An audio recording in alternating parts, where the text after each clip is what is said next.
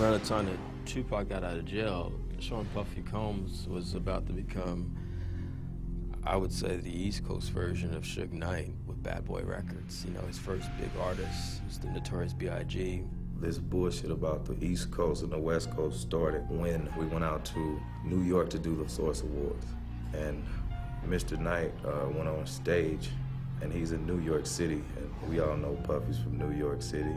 Any artists out there want to be an artist and want to stay a star, you don't want to have to worry about the executive producer trying to be all in the videos, all on the record, dancing.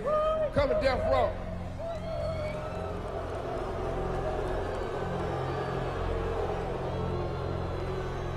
I mean, the whole crowd started booing, and man, I thought to myself, like, why would you do that? The East Coast don't love Dr. Dre and Snoop Dogg. The East Coast ain't got no love for Dr. Dre and Snoop Dogg and Death Row. Y'all don't love us. Y'all don't love us. Well, let it be known then.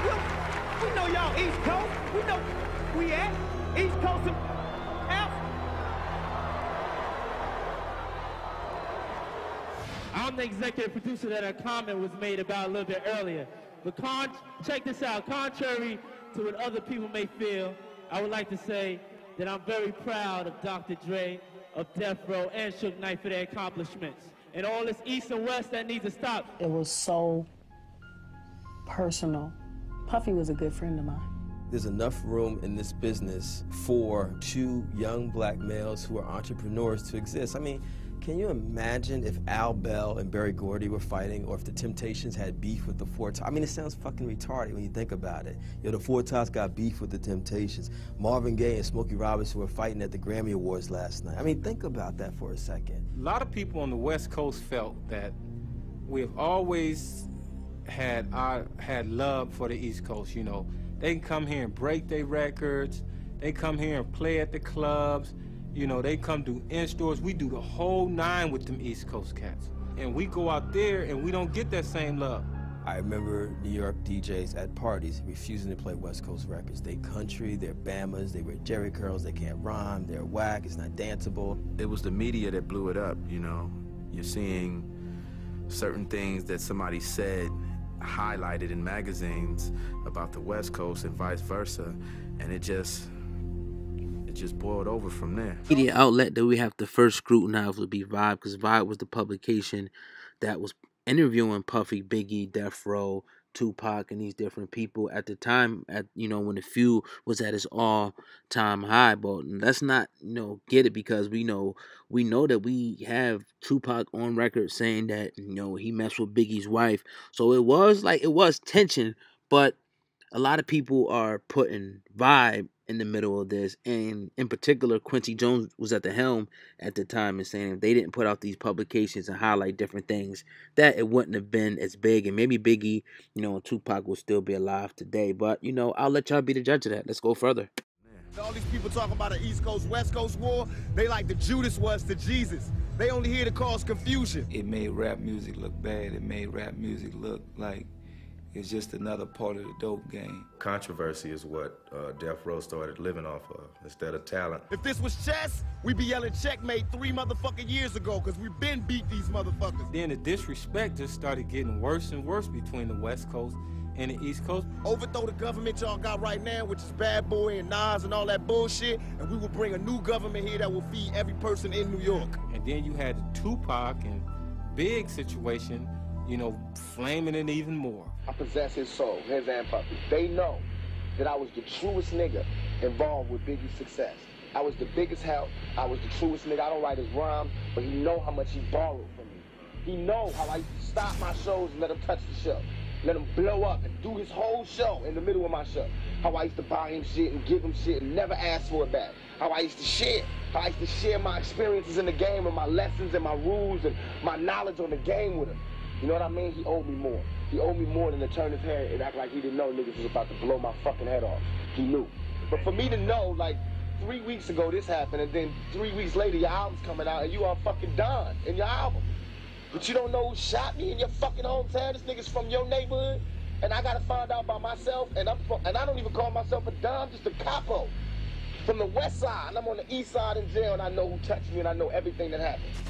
Tupac was wrong in blaming whoever the individual figures were who actually had something to do with it in New York and making it into this whole New York City thing and then this East Coast, West Coast thing. And I think that he definitely had someone in his ear, probably Suge, exacerbating it. It sells records. It continues to get media attention, which sells more records. Tupac had claimed to have gone out with Biggie's wife, Faith Evans. This was a great humiliation, reportedly, for Biggie. It was all over. We were in Manhattan shooting a video. Biggie Smalls had gotten on the radio station, and Biggie said that I cannot believe that New York is allowing Tupac and the Dog Pound to shoot a video in our city right in the heart of Times Square. The words out of Biggie's mouth was Tupac and the Dog Pound, and it wasn't. It was Snoop and the Dog Pound. Tupac was not with us. Snoop at the time was having his hair braided, and all of the artists was in the trailer. And then all of a sudden, gunfire. Someone shot into the trailer. They weren't shooting in there to say, you know, get out. They were shooting there to kill someone.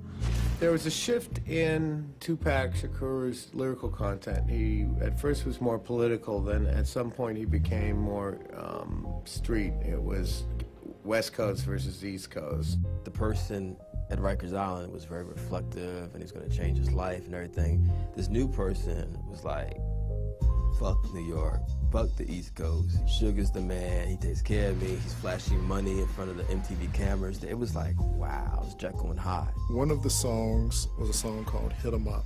It talked about killing the bad boy camp, you know, different artists. There was a lot of threats. I go, Pac, I go, did you hear what you said? He was like, yeah, nigga, I wrote it.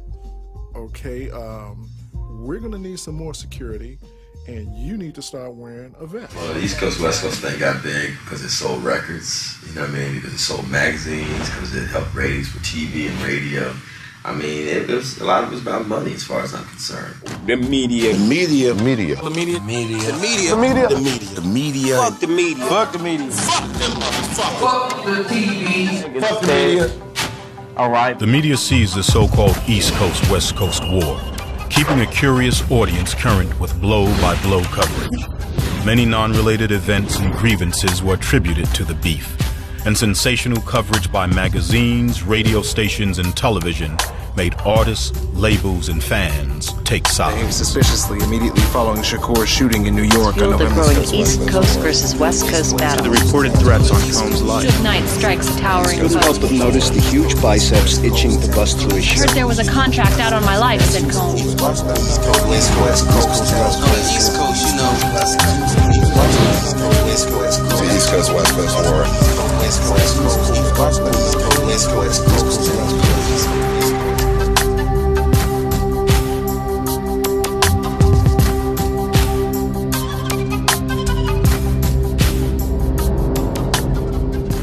Yeah, the Goodfellas thing was definitely purposeful. The whole Mafia reference was definitely purposeful because at this point, Death Row was the most feared entity in the music industry. And we loved the fact that these cats agreed to pose in these black outfits. We thought it was hot, you know what I'm saying? Death Row Records had a publicist named George Price at the time. And in the middle of us laying out the cover, George Price calls and he says, whatever you do, make sure the letters on the cover are in red. You know what I'm saying?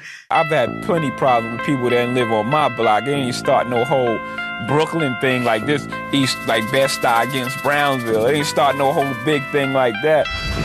Controversy sells. The rappers didn't take it to another level. The companies took it to another level. My whole career was I had never been in an interview where they didn't ask me about East Coast, West Coast. East Coast, West Coast beef. Ain't no real East Coast, West Coast beef. Oh, you don't like Hammer, or you don't like Will Smith. You know, let's just get you to say you don't like somebody. You could be, you know, artists from wherever, from Wyoming, and they're gonna ask you, well, how do you feel about what's going on with such and such and such and such? What about Eazy-E? So are you happy at Death Row Records now? But I ain't get on the camera to talk about that. The interview nigga asked me a question about the magazine. He was like, yo, I heard boom, boom, you wasn't feeling with Jay-Z. I was like, yeah, you know what I'm saying? I think you're a bitch ass nigga for saying that, you know what I'm saying? No, I'm not gonna Come on. Now, when you make a statement, it's in the paper, you've taken a stance. Bottom line, fuck that fat bitch. When you're new in the game, you got an open mouth and you're not aware of the game they're playing with you, and you may open your mouth and say something about somebody that you didn't have to. Fuck the source, alright? Source can suck a dick. Fuck them motherfuckers. Can we say fuck Tim Dog on TV? Say it. Fuck Tim Dog. When you read your article, that's the piece that's blown up. That's in the big letters. You're like, oh. And the stories kept coming. Rumors that Tupac had sex with Biggie Small's wife. That Tupac Shakur had been raped in prison. That Puffy had something to do with the death of Jake Robles, Suge Knight's close friend. March 1996. A gun is drawn as Death Row and Bad Boy square off at the Soul Train Awards in Los Angeles.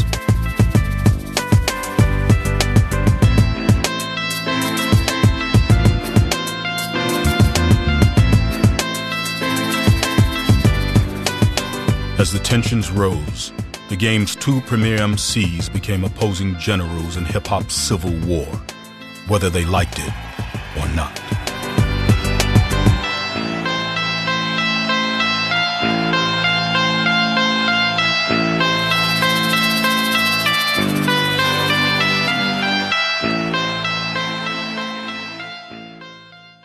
And so here we are, you know, with this magazine. And we know in the magazine world, even if something says September, it generally comes out like the month before, around the middle of the month before. And so East Coast, West Coast, by September 13th, Tupac is dead. You know, 6 months later, Biggie is dead. And so this cover is actually kind of eerie, you know what I'm saying? When you see a Vibe magazine, when you see Puff and Biggie on the cover and see East versus West, niggas in the hood don't read articles. They just see East versus West. Oh, it's on. It's on. When I see them niggas, it's on. I think Vibe gets a lot of heat for that one, because it was such a, you remember that, what that cover looked like. And I think a lot of the people who probably worked at Vibe at that time still to this day feel kind of like, you know, but Vibe wasn't the only people calling that beef that. Everybody was. And it was crazy. It was just a crazy time. And I might say now, you know, I regret the media's role and stuff like this, but we really didn't realize how deeply we were into this. Most, I mean, if I'm only in my 30s now, I was in my 20s like most of us. You know what I'm saying? We were all kids documenting this thing. We're not even clear who we are, and we're dealing with this dominant youth culture of the day, and it's taking this very violent turn. It's this thing called East Coast, West Coast. We've never seen anything like this before. And we're just literally swept into it. It was insane, you know? There was no way to know where it was going. No way.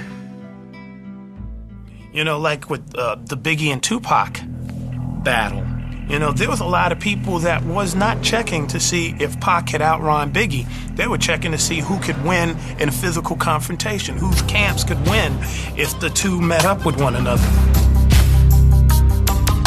As the business of rap music became increasingly like the streets, the artists' crews, made up of close friends, family, and up-and-coming artists, became increasingly part of the problem.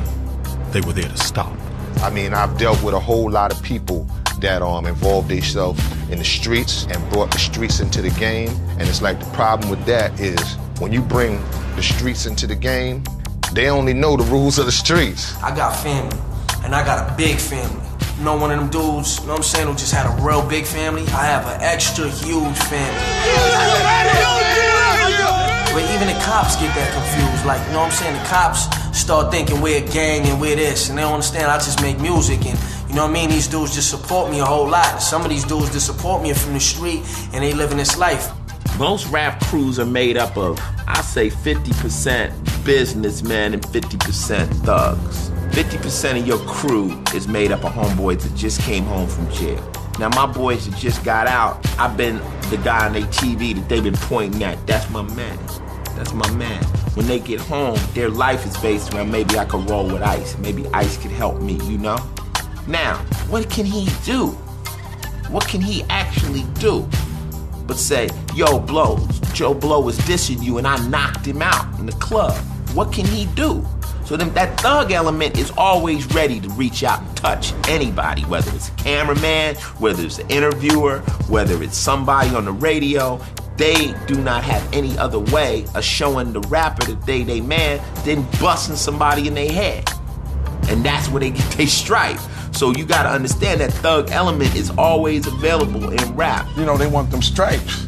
They want them points. So it's like, even though you might tell a person, look, I really need you to slow down and cease fires and that.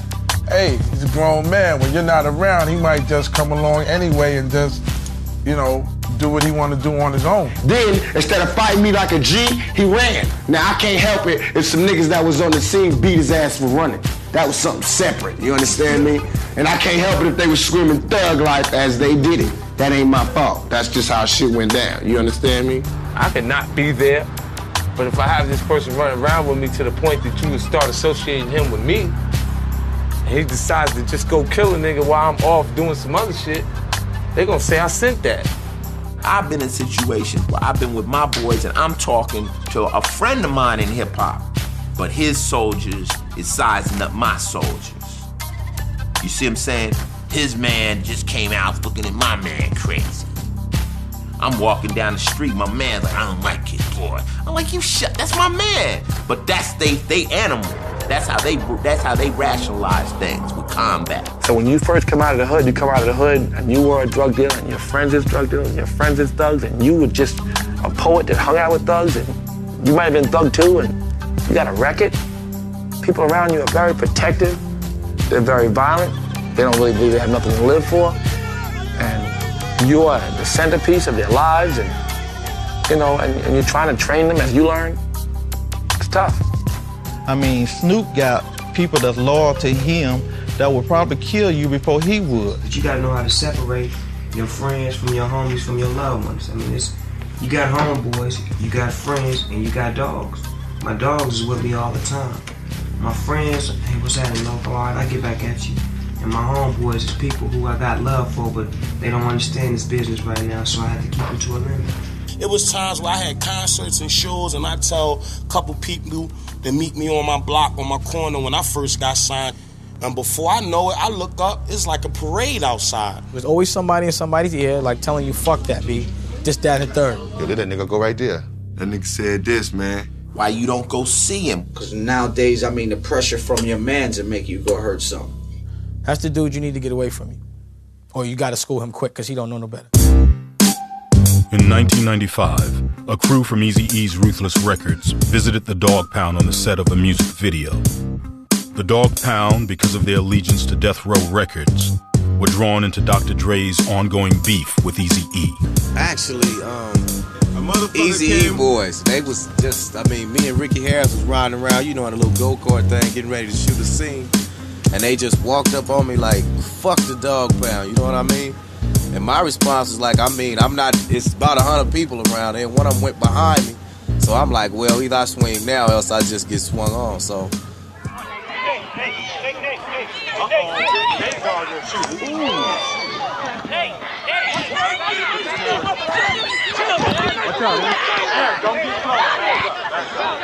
It's Eazy-E, rest in peace. I don't know how much he had to do with influencing them to talk about us. But they was down with him and we was down with Dre, so they was trying to do their diss thing.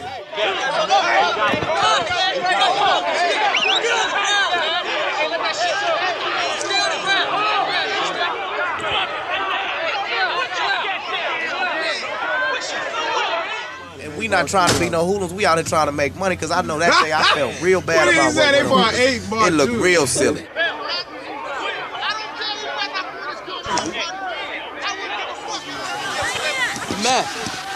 I love this game.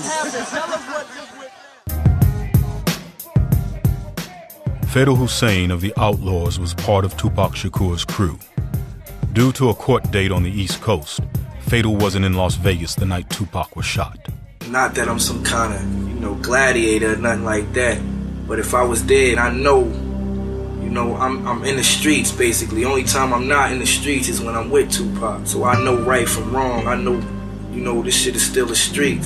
And I know there's certain things you can do and certain things you can't do, man. Especially when you at that level. When it's like people that was around him at the time wasn't feeding this to him, man. After a Mike Tyson bout, Tupac Shakur started a fight with Orlando Anderson, a Los Angeles gang member. Several hours later, Shakur was shot in a car just off the Las Vegas Strip. I never stopped thinking about what the fuck was Tupac doing out there rolling in the dirt with a nigga that he ain't had no business even. He shouldn't even gave that nigga the time, man, to even say some shit like, yeah, me and Pac had a fight, man. It was like 100 other niggas dead. It was supposed to be people there that was supposed to step up and handle situations. Niggas wasn't around just to be rapping and eating up shit and messing with chicks and shit like that. Everybody in the crew got a part to play. And if you don't play your part, then it's all gonna crumble. And if they get the head, man, what's gonna happen to the body? I felt like if I was there, shit would have been totally different, man.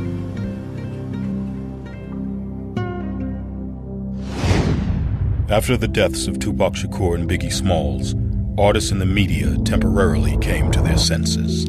If you know that it's arousing the whole community, you know that you don't want that to happen. You don't want that energy coming your way, then it's definitely like up to you to take a stand and be like, yo, I really have no ill feelings towards you as a person. This was me expressing myself through my art.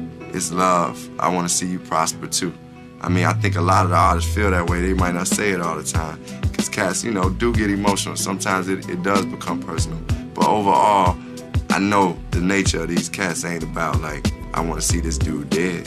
In 1997, Minister Farrakhan called an intervention in Chicago in an attempt to resolve disputes peacefully. Minister Farrakhan told his guests about organized techniques white slave owners had used to keep slaves, including deliberately causing, developing, and maintaining hostility amongst them. Ice Cube flew in, Mac 10 flew in, Ice Cube came and just gave me a hug. When I met Common just kind of felt like he had to defend himself, because he a cool dude, actually. And Common good, man. He can rap. He do what he do. And I needed that, the elders to come bring us together and just be able to sit us at the table where it wouldn't be no ignorance and no homies just sitting around talking crazy. And we get aroused and just had a peace treaty. And we hugged, you know, so it was like, I needed that. We got close, but then she broke to the West Coast, and that was cool, because around the same time, I went away. Because they have the respect of many artists, outside entities like the Nation of Islam and Zulu Nation, as well as individuals like Russell Simmons, Jim Brown, and Mike Conception, have led the way in squashing beefs in hip-hop. In the Nation of Islam, I'm not even allowed to speak negative of another member to another individual in the nation unless the one of whom I'm speaking about is present. If I go to another member about something negative about another member, that member is to stop me. He said, hold up. If it ain't positive, I don't want to hear it.